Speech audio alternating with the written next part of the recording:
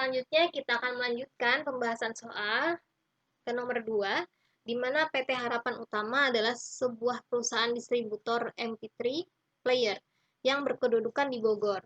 Selama bulan Juni 2012, perusahaan ini melakukan transaksi sebagai berikut, di mana pada data sudah dituliskan ya, bahwa ada transaksi tanggal 2 Juni, 4 Juni, 6 Juni, 9 Juni, 11 Juni, 12 Juni, 18 Juni, 22 Juni, dan 28 Juni.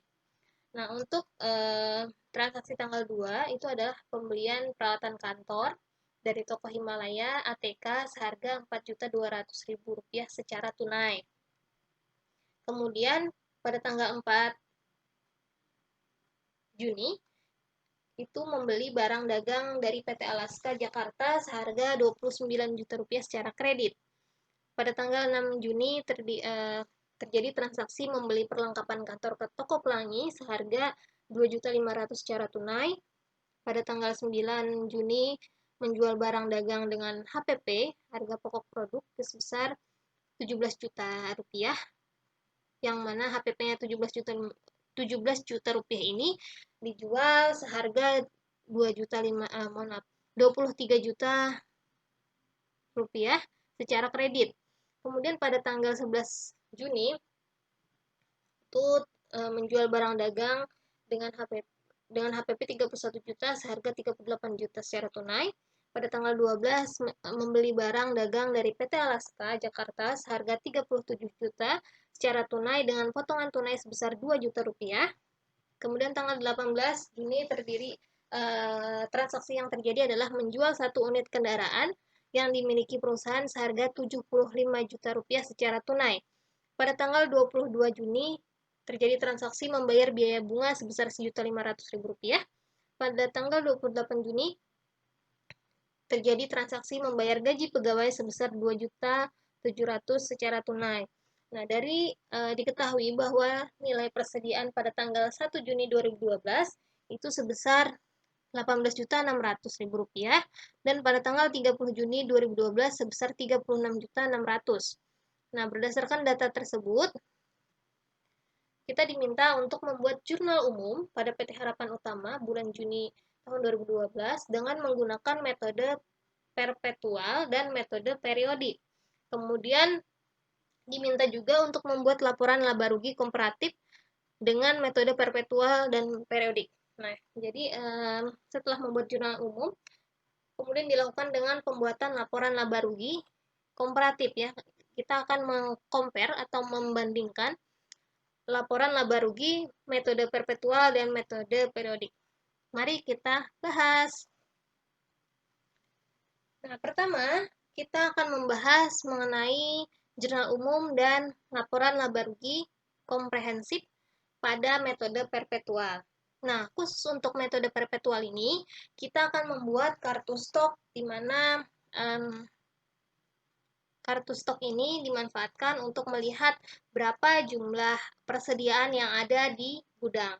Karena untuk perpetual, pendataan persediaan itu dilakukan setiap transaksi menjual ataupun membeli barang dagangan.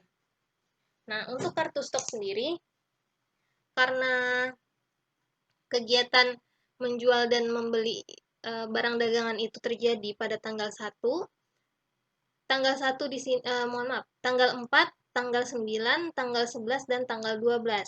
Untuk tanggal 1 Juni sendiri itu merupakan saldo awal persediaan yang terdapat di gudang. Sehingga dituliskan untuk 1 Juni itu sebesar 18.600.000 itu adalah saldo awal. Kemudian tanggal 4 juta itu membeli barang dagang sebesar 29 juta sehingga saldo saat ini di gudang adalah 47.600.000. Kemudian pada tanggal 9 menjual barang seharga 17 juta sehingga saldo barang di gudang sebesar 30.600.000 rupiah. Kemudian pada tanggal 11 kembali menjual produk atau menjual barang dagangan sebesar 31 juta rupiah, sehingga saldo barang di gudang itu adalah minus 400.000.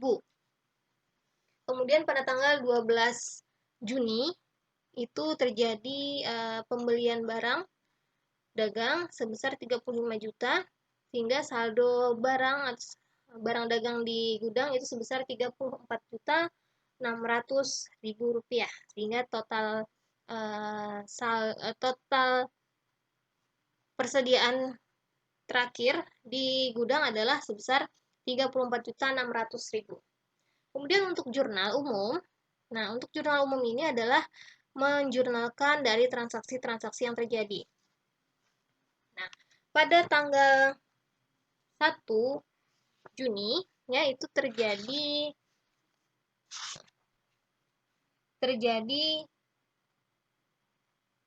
pembelian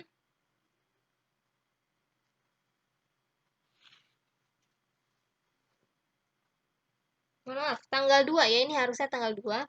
Tanggal 2 Juni itu membeli peralatan kantor ya, dari peralatan kantor dari toko seharga 4.200.000 secara tunai, sehingga akun yang berpengaruh adalah peralatan sebesar 4.200.000 di sisi debit dan kas. Karena dia adalah pembayaran secara tunai, maka kas berkurang dan terletak di sisi kredit sebesar 4.200.000. Kemudian pada tanggal 4 Juni itu terjadi transaksi membeli barang dagang dari PT Alaska Jakarta seharga 29 juta secara kredit. Kemudian pada tanggal 4 ini ya, pada tanggal 4 ini untuk transaksi tersebut persediaan sebesar 29 juta ini diletakkan di sisi debit dan utang usaha sebesar 29 juta rupiah karena transaksinya dilakukan secara kredit. Untuk tanggal 6 terjadi pembelian perlengkapan kantor ke toko Himalaya ATK itu sebesar 2.500.000 ya secara tunai, sehingga dituliskan untuk jurnalnya adalah perlengkapan sebesar 2.500.000 di sisi debit dan kas ya, karena pembeliannya secara tunai itu berkurang sebesar 2.500.000 di sisi kredit ya, penulisannya di sisi kredit. Kemudian pada tanggal 9 itu terjadi transaksi menjual barang dagang dengan HPP sebesar 17 juta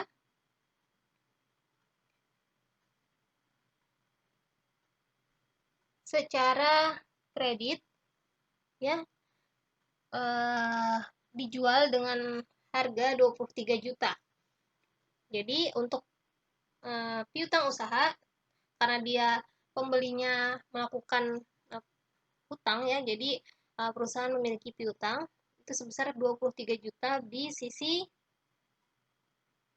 debit dan penjualan di sisi kredit sebesar 23 juta. Nah, kemudian karena HPP barang tersebut adalah 17 juta, sehingga dituliskan untuk HPP di sisi debit sebesar 17 juta, kemudian persediaan di sisi kredit sebesar 17 juta. Untuk transaksi tanggal 11, menjual barang dagang dengan HPP sebesar 31 juta seharga 38 juta secara tunai. Nah, untuk transaksi ini itu karena penjualan secara tunai, maka kas masuk atau bertambah sebesar 38 juta. Kemudian penjualan itu di sisi kredit sebesar 38 juta.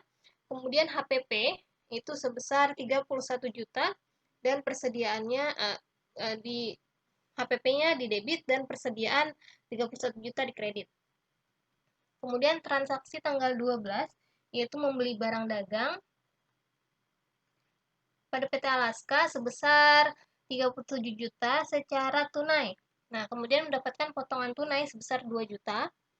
Sehingga untuk persediaan di sini itu dikurangi dari harga asal adalah 37 juta karena mendapatkan potongan tunai sebesar 2 juta sehingga menjadi 35 juta, sehingga dituliskan persediaan 35 juta di sisi debit dan kas berkurang sebesar 35 juta dan diletakkan di sisi kredit. Kemudian tanggal 18 itu adalah menjual satu unit kendaraan ya yang dimiliki perusahaan seharga 75 juta, sehingga untuk kas itu ada tambahan sebesar 75 juta sehingga diletakkan di sisi debit 75 juta dan kendaraan di sisi kredit sebesar 75 juta. Untuk transaksi tanggal 22 itu adalah membayar biaya bunga sebesar 1.500.000. Nah, untuk beban bunga itu letaknya di debit sebesar 1.500.000 dan kas berkurang sehingga letaknya di kredit sebesar 1.500.000. Kemudian pada tanggal 28 terjadi transaksi membayar gaji pegawai sebesar 2.700.000 secara tunai. Nah, dituliskan sebagai beban gaji itu letaknya di debit sebesar 2.700.000, kemudian kas letaknya di kredit sebesar 2.700.000. Ya, ini adalah jurnal umum dari perusahaan ini dengan metode perpetual. Kemudian langsung saja kita lanjutkan ke laporan laba rugi komprehensifnya. Nah, untuk laporan laba rugi itu dituliskan pada laporannya adalah penjualan, di mana penjualan ini sebesar 61 juta.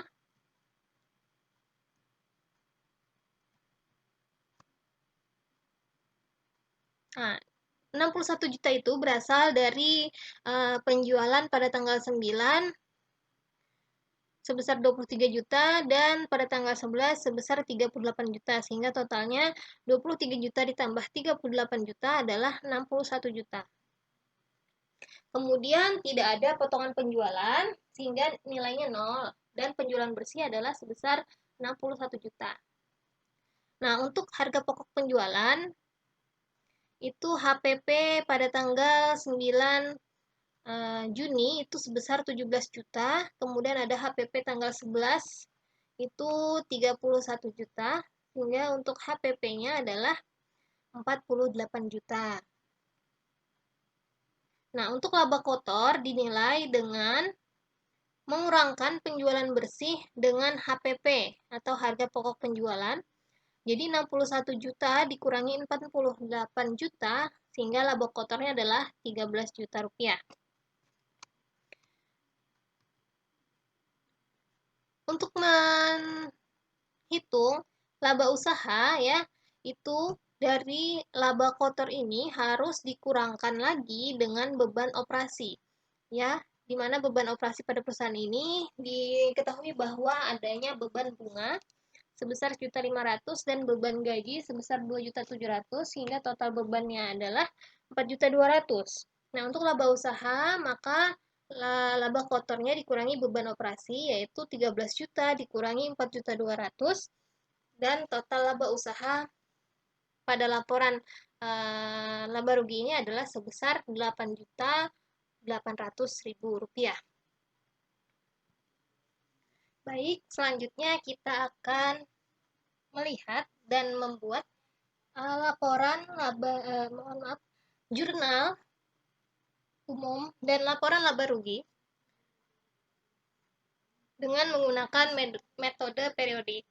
Nah, untuk jurnal umum, untuk transaksi tanggal 1 itu dicatat sebagai peralatan di debit sebesar 4.200.000 dan kas di kredit sebesar 4.200.000.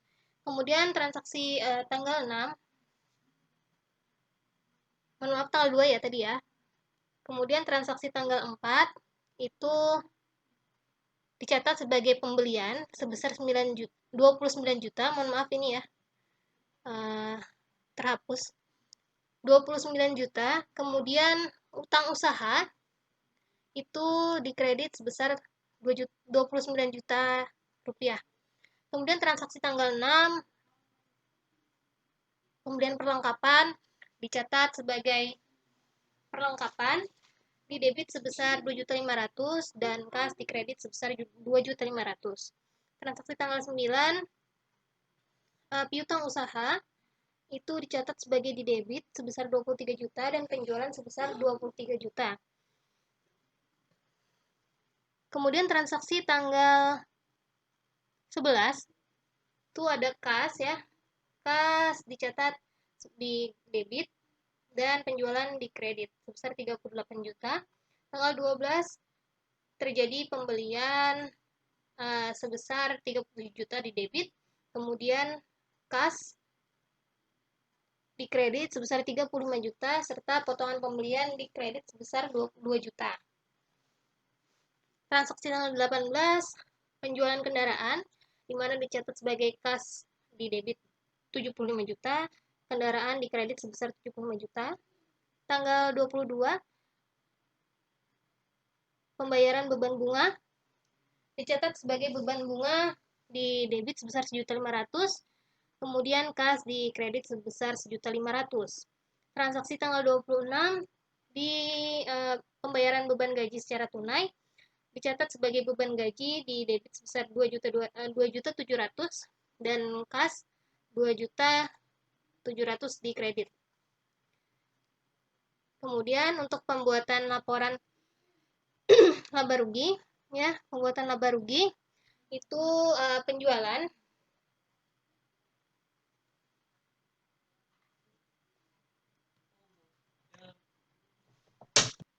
untuk laba rugi. Laporan laba rugi itu dicatat dibuatlah laporan di mana menunjukkan adanya penjualan sebesar 61 juta. Itu nanti bisa dilihat dapatnya dari mana ya, karena dari penjualan itu ya kita lihat lagi ya, penjualan terjadi pada tanggal 9 dan tanggal 11 ya.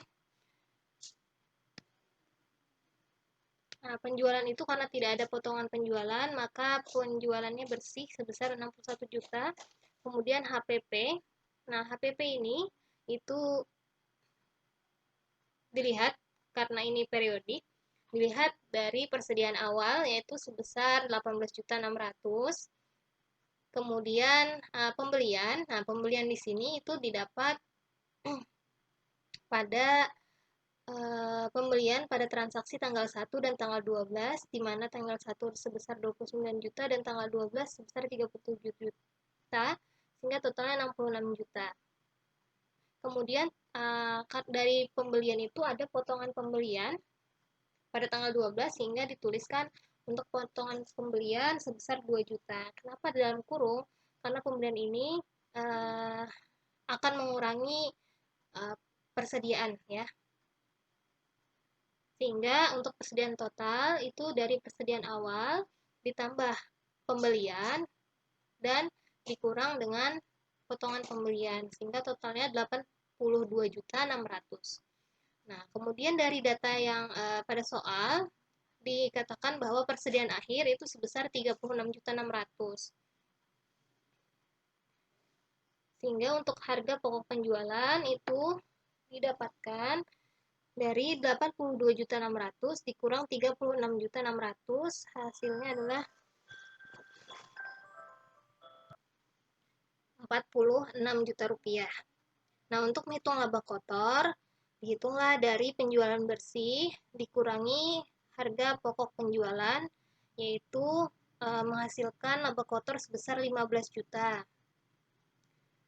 Kemudian untuk beban operasi itu terdiri dari beban bunga dan beban gaji pegawai, di mana beban operasi ini akan mengurangi laba usaha.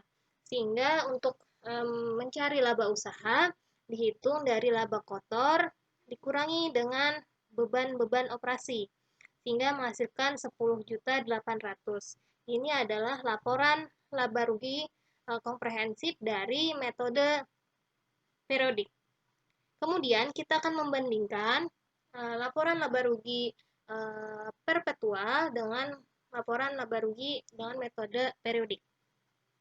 Ternyata dari kedua metode ini memiliki hasil yang berbeda. Ya, mengapa? Nah, di sini kita harus melihat atau mengecek